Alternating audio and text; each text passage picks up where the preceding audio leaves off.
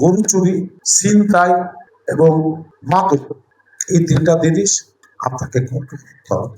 সেটা যদি আমার দলের লোকও হয়, আর তাকে ধরে এত মামলা আছে, আপনি পেন্ডিং মামলা দেন না, 10টা পেন্ডিং মামলা দেন, কয়েক বছর জেলে থেকে আসুন। প্রচুর মাদক আসতেছে, অস্ত্র তো আসে, অন্তত মাদকের স্পটগুলি আপনি আপনার এসবি দিয়ে, কারণ এসবি তো আপনাদের অধীনে, কোন কোন স্পটে মাদক বিক্রি হয় এটা আপনাকে ভাই বন্ধ করতে হবে। এটা আমাদের মাননীয় প্রধানমন্ত্রী, আপনি বক্তব্য শুনছেন কিনা জানি না, উনি স্পষ্ট বলছেন মাদক দেশকে ধ্বংস করে। আপনি নিজেও জানেন, আপনার ছেলে বা আমার ছেলে যদি মাদক খায়, সেই পরিবারটাই ধ্বংস হয়ে যায়, ওই ছেলেকে নিয়ে মান সম্মানের ক্ষতি হয়।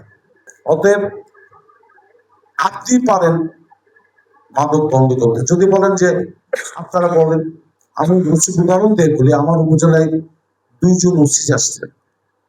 একজনের নাম হচ্ছে আব্দুল আওয়াল, ম্যান অফ বরিশাল, আরেকজন হচ্ছে সুবান, আব্দুল সুবান, ওনারা অ্যাডিশনাল এসপি হয়ে অবসর নিয়েছে।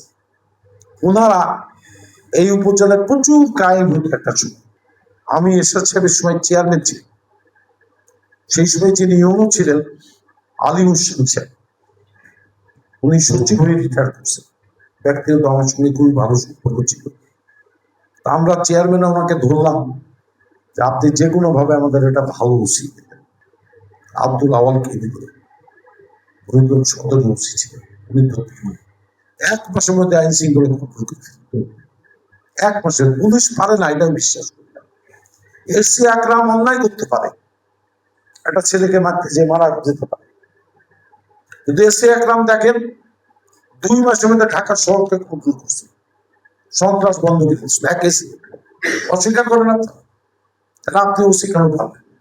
ঢাকা মহানগরকে যদি একজন ব্যক্তি এসি আকরাম কন্ট্রোল করতে পারেন, তাহলে আপনি কেন পাবেন?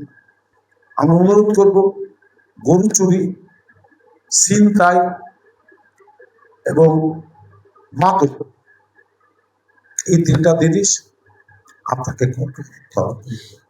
সেটা যদি আমার দলের লোকও হয়, আপনি বলবেন যে মাল ছাড়া আমি কিভাবে ধরবো, আরে তাকে ধরে এত মামলা আছে, আপনি পেন্ডিং মামলা দেন না, 10টা পেন্ডিং মামলা দেন, কয়েক বছর জেলে থেকে আসুন।